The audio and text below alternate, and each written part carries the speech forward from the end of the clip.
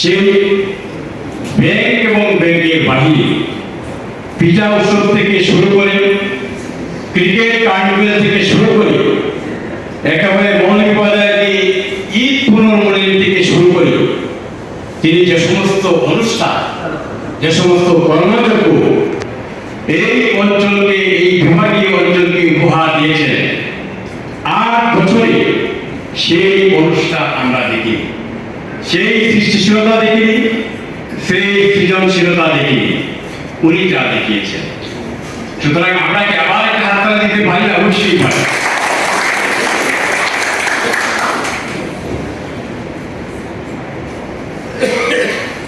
Lebanese কবি কাহিল জাবির জিবরান উনি একটা কথা বলেছিলেন যে মানুষের বলা কথাগুলো শুনতে হয়, মানুষের না বলা কথাগুলো শুনতে হয়।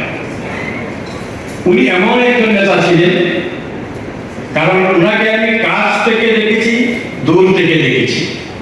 উনি যখন রাজশাহী অঞ্চলে ছিলেন তখনও আমি সেখানে আমাদের বর্তমান মাননীয় ডেপুটি ম্যানেজিং ডিরেক্টর সাহেবকে নিয়ে আমি সেখানে আমাদের শ্রদ্ধেয় মহোদয় আছেন, উনি তখন আয়োজক ছিলেন মৌলভীবাজারে। আমরা কিন্তু সেখানেও আমি নিজে সেখানে একটা ওয়ার্কশপে আমি দিয়েছি। তখন থেকেই আমি ওনাকে জানি। ওনার সহকর্মী এখানে আছেন, আমার স্পষ্ট মনে আছে উনি বগুড়া ছিলেন। আমিও একটু স্মৃতি রোমন্থন করতে চাই। বগুড়াতে ওনার বাসায় আমি কতটি আইটেম দিয়ে পরিবেশন করেছিলেন এখনো কিন্তু আমি বলতে পারবো না, কমপক্ষে 15টি আইটেম ছিল সেখানে। কারণ ওনার যে সহধর্মী উনি একজন নিত্য মনের, প্রশান্ত মনের একজন মানুষ। সুতরাং উনি যেমন মানুষ তেমনি ওনার পরিবার পরিজন সবাই মিলে উনি একজন সুন্দর মানুষ। সুতরাং আমরা ওনার সফলতা কামনা করি।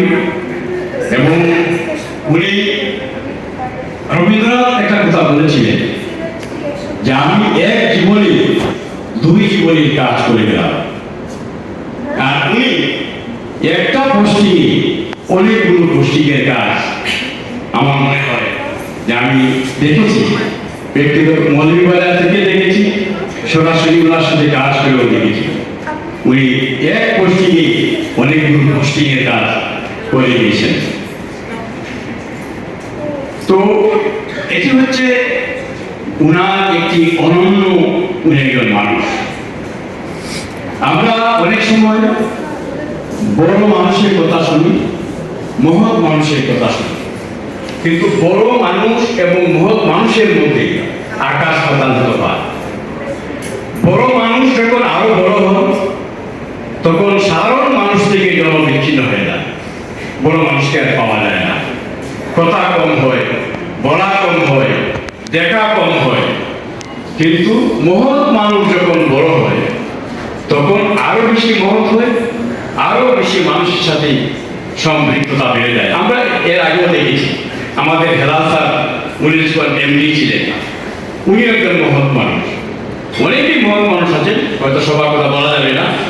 উনি যখন আসতেন আমাদের বিভিন্ন শাখায়, উনি সেই গার্ড থেকে শুরু, মেসেঞ্জার থেকে শুরু করে সকলের কুশলাদি উনি জিজ্ঞেস করতেন। কারণ মহৎ মানুষ এরকমই হয়। আপনারা সবাই ওনার মহত্ব এই কথা বলেছেন। আমিও মনে করি যে উনি একজন অনন্য মানুষ।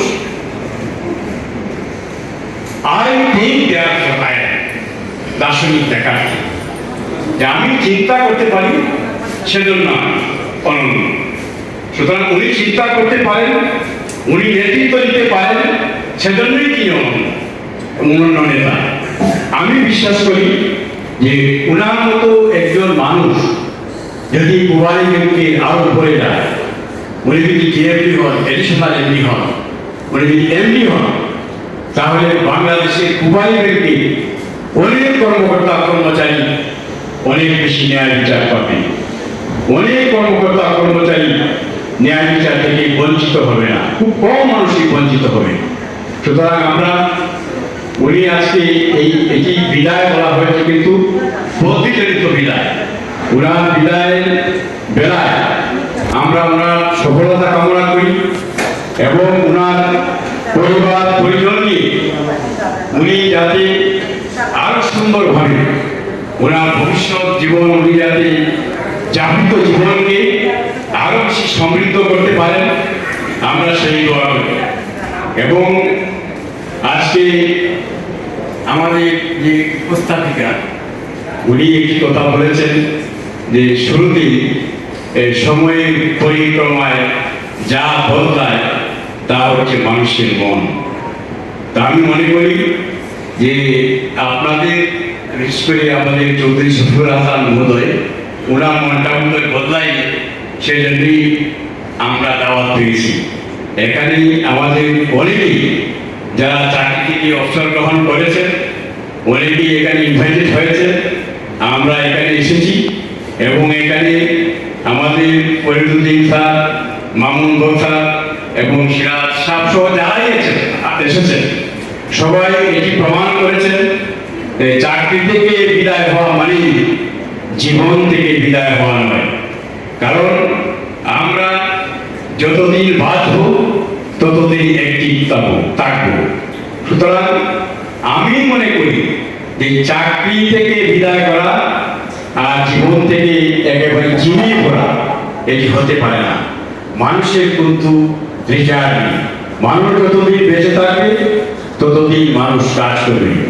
সেজন্য আরেকটি বিষয় বলতেই হয় যে আজকে আমাদের যেহেতু এখানে একটি বিদায় এবং পাশাপাশি আমাদের অফিসটাও চলবে, সুতরাং আমি ব্যক্তিগতভাবে স্থায়ী এবং অস্থায়ী এটাই বিশ্বাস করি না। কারণ মানুষের জীবনটাই কিন্তু অস্থায়ী। আমরা আর আছি কাল নেই। এবং ওনার জন্য একটি কথা বলতে চাই, উইনস্টন চার্চিল থেকে উদ্ধৃত করতে চাই, শুধু ওনার জন্য। কি কথা? If you look longer back you can look further ahead. অর্থাৎ তুমি যদি সামনে এগিয়ে যেতে চাও, সামনে তাকাতে চাও, তাহলে তোমাকে পিছনে তাকাতে হবে। অর্থাৎ পিছনে তাকাতে পারলেই সামনে অগ্রসর হওয়া যায়। ওনার মধ্যে সেই কথা থাকলো। এবং আমরা যারা আজকে এখানে সবাই, আমি যখনই কথা বলি সবার জন্য একটি কথা বলি, শুধু দুইটা কথা বলি। কারণ এখানে যারা পিছনে আছেন বা সামনে আছেন সবাই কিন্তু আমরা একটা জব করি, ম্যানেজার, এজিএম, অন্য কিছু। মানুষের জীবনে একটি বিষয় হলো মানুষকে স্বপ্ন দেখতে হয়। আর